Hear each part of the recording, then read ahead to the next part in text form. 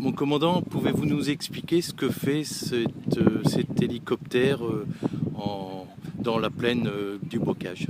Écoutez, on a été appelé en début d'après-midi pour deux hélicoptères Chinook, deux hélicoptères de la Royal Air Force britannique, qui se sont posés dans le champ que vous voyez derrière moi.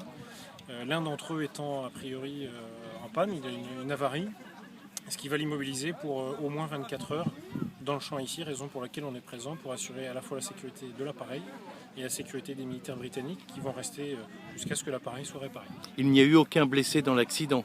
Il n'y a eu aucun blessé, l'appareil qui est victime de l'avarie a pu se poser en douceur et il n'y a aucun blessé, aucun dégât a priori majeur sur l'appareil puisque les pilotes britanniques nous ont annoncé qu'ils devraient pouvoir redécoller demain, dimanche ou lundi.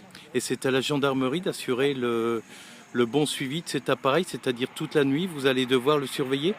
Alors la gendarmerie, comme dans tous les cas de figure où il y a un incident lié aux forces armées, intervient, peut assurer la sécurité dans un premier jet puisque nous sommes présents sur site et nous sommes les plus proches.